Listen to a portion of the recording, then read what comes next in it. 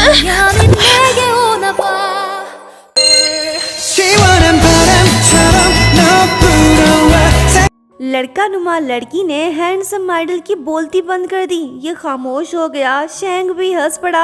ये देख आइडल जी गुस्सा हो के शिंजू को दबोच लेता है। कहने लगता है कि लड़के अपनी जबान पे काबू रख और हाँ, मुझे ऐसे ना देख, नहीं तो मैं तेरी आंखें निकाल दूंगा, समझा। वो बोलती है कि सच ही तो बोल रहा हूँ, तुम इतना मचल क्यों रहे हो, डरपोक कहेंगे। शेंग बीच में आके कहने लगा कि भाई हमारे नए मेंबर को परेशान मत करो, इससे दूर हटो।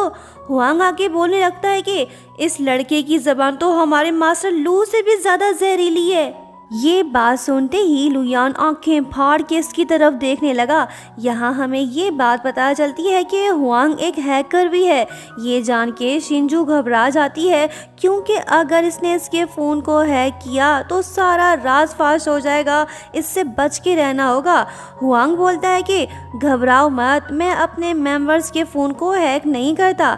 ये सुन के इसकी जान में जान आई, लेकिन इसे सावधान रहना होगा। शेंग शिंजू को उसका रूम दिखाने ले गया। उससे कहने लगता है कि मैं लुयान की तरह सड़ियल नहीं हूँ, तुम मुझे अपना फ्रेंड समझो। रात को सभी साथ में बैठकर डिनर करते हैं। बाद में ये सब पी पी के फुल टल्ली हो जाते हैं। शिंजू भी होश खो बैठती है। ये अपने रूम में सोने चली गई। सुबह हो गई। जब शिंजू की आंख खुलती है तो लुयान इसके पास ही बैठा होता है। लड़की तो घबरा गई, सोचने लगी कि मैं यहाँ कैसे आई, अब आई सो आई, भागने की कर। लुयान पूछने लगा कि तुम मेरे रूम में क्या कर रहे हो। शिंजू के पास कोई जवाब नहीं, ये वहाँ से भाग निकली। शिंजू और लुयान की मॉम अच्छे फ्रेंड्स बन चुके हैं। दोनों ने पूरा दिन साथ में बिताया। मॉम को ये लड़की अच्छी लगी। रात को जब ये दोनों आपस में बातें कर रहे होते हैं तो लुयान इन्हें साथ में देख लेता है। ये तो शॉक्ड हो गया, सोचने लगा कि ये लड़का मेरी मॉम के साथ क्या कर रहा है। शेंग बोलने लगा कि भाई तेरी मॉम विधवा तो नहीं हुई, फिर वो उस लड़के के साथ क्या कर रही है। लगता है कि ये लड़का तेरे गले पड़ गया। देख देख, वो तेरी मॉम को छू रहा है। ऐसे ही चलता रहा ना तो वो तेरा सौतेला अब्बा बन जाएगा। लुयान की बोलती बंद। अब ये करे तो क्या करे। अब इन कम वक्तों को कौन बताए कि वो दोनों औरतें ही हैं।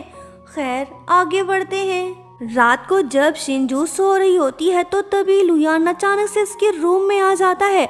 धत तेरी की, इसका राज तो फाश हो गया। लुयान को पता चल गया कि ये एक लड़की है। कहने लगता है कि तुमने मुझ जैसे सच्चे इंसान से झूठ क्यों बोला, तुम ऐसा कैसे कर सकती हो। शिंजू चिल्ला के उठ पड़ी। थैंकफुली ये सपना देख रही थी, इसकी तो जान ही निकल गई। लुयान की मॉम ने शिंजू को डिनर पे इनवाइट किया है। लुयान खुद ये बात शिंजू को बताता है। उससे पूछता है कि तुम मुझसे इतना दूर होके क्यों बात कर रहे हो, मैं कोई भूत हूँ क्या। वो बोलती है कि मैं लफंगों के ज़्यादा करीब नहीं जाता, मैं यहीं पे ठीक हूँ। ये बात बोल के वो भाग निकली। लुयान का बचा कुचा खून ही जल गया। ये है तो सबका बॉस, लेकिन शिंजू पे इसका हुक्म नहीं चल रहा। दोनों घर पहुंच गए, एक दूसरे से बात नहीं कर रहे। आंटी शिंजू से बोलती है कि बेटा मेरी हेल्प करो, मुझे बाउल ला के दो।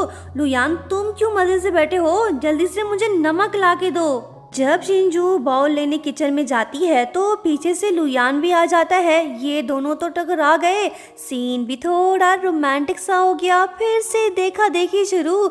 लड़की भाग निकली। लुयान की मॉम इतनी खुश क्यों हो रही है, जरूर कोई बात है। डिनर के बाद मॉम शिंजू को लुयान के बचपन की फोटोज दिखाने लगती है। शिंजू बोलने लगी कि वाह, लुयान तो बचपन में काफ़ी क्यूट था, लेकिन अब तो वो बुढ़ा दिखता है। उसकी पर्सनालिटी भी काफ़ी एरोगेंट है। आंटी आप उसे सुधारे ना। इसकी ये बातें लुयान ने सुन ली। आके बोलने लगा कि मॉम आप इसे मेरे बचपन के फ़ोटोज़ कैसे दिखा सकती हैं। वो बोलती है कि क्यों नहीं दिखा सकती, क्या तुम लड़की हो जो शर्मा रहे हो। मैं काम से बाहर जा रही हूँ, तुम दोनों कहीं मत जाना, ठीक है। मॉम के जाने के बाद लुयान शिंजू से बोलता है कि लाओ ये एल्बम मुझे दो। वो बोलती है कि नहीं, ये आंटी ने मुझे दिया है, मैं भला तुम्हें क्यों दूँ। लुयान तो गुस्सा हो गया, ये शिंजू से एल्बम छीनने लगा। इसी दौरान शिंजू स्लिप होके सोफे पे गिर पड़ी। सीन तो फिर से रोमांटिक हो गया। लुयान कहने लगता है कि तुम ये दोगे या नहीं, मैं तीसरी बार नहीं बोलूँगा। शिंजू इसके ऊपर चढ़ गई, बोलने लगी कि नहीं दूंगा, जो करना है कर ले, तुम मुझसे ये नहीं छीन पाओगे। लुयान का दिल तो मचल उठा, ये तो खामोश होके इसे देखने लगा। मॉम तो यहीं पे है, ये कहीं नहीं गई। ये उन दोनों की रोमांटिक फोटोज खींचने लगी, कहने लगी कि हस्बैंड जी मुबारक हो, मुझे मेरी बहू मिल गई, तुम बस जल्दी से वापस लौटो। ये सीन यहीं पे एंड हुआ। नेक्स्ट सीन में हम लुयान, शिंजू और दूसरे मेंबर्स को पार्टी में देखते हैं। लिंशु भी यहीं पे मौजूद है, ये भी एक फीमेल सिंगर है। अरे ये वही है जिसने अपनी फ्रेंड मीशू को मारा था, जो इसके लिए सॉन्ग्स लिखती थी। जब शिंजू की नज़र उस लड़की पे पड़ती है तो ये काफ़ी गुस्सा हो जाती है। आफ्टर ऑल इसके अंदर जो आत्मा है वो मीशू की तो है। अपने कातिल को सामने देख ये गुस्सा तो होगी ना। थैंकफुली इसने कुछ नहीं किया। जब लिंशु शिंजू से उसका नाम पूछती है तो वो अपना नाम मीशू बताती है। ये सुन लिंशु घबरा जाती है। ये अपने असिस्टेंट को बोलती है कि वो शिंजू के बारे में इन्वेस्टिगेट करे। शिंजू वहाँ से चली आई। पुरानी दर्दनाक यादों की वजह से ये काफ़ी अपसेट हो गई। लुयान की मॉम इसे रेस्टोरेंट ले गई, सब साथ में डिनर करते हैं। नेक्स्ट सीन में हम देखते हैं कि सभी मेंबर्स मिलके वर्कआउट कर रहे हैं। शैंग शिंजू से बोलता है कि तुम अपने चेस्ट मसल्स को भी ट्रेन करो ना, ज़रा देखूँ तो सही कि तुम्हारे मसल्स कितने स्ट्रॉन्ग हैं। जब ये थोड़ा आगे बढ़ने लगता है तो शिंजू इसे थप्पड़ दे मारती है, नहीं मारती तो सच सामने आ जाता। शैंग कहता है कि हम सब बॉयज़ हैं, फिर तुम इतना गुस्सा क्यों हो रहे हो। वो बोलती है कि हाँ हम बॉयज़ हैं, लेकिन मुझे ये पसंद नहीं कि कोई मुझे टच करे। ये बात बोल के जब शिंजू वहाँ से जाने लगती है तो तभी ये स्लिप होके गिर पड़ती है।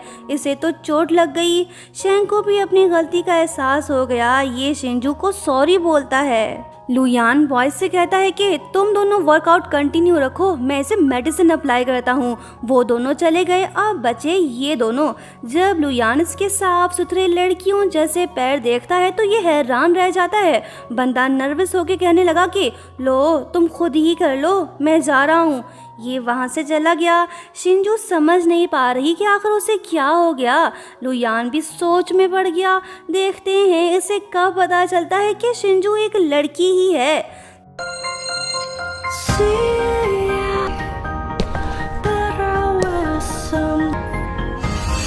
दोस्तों नेक्स्ट बार देखना मत भूलना। लाइक शेयर सब्सक्राइब और हाँ प्यारा सा कमेंट करते हुए जाना। Thank you so much for watching. Bye bye.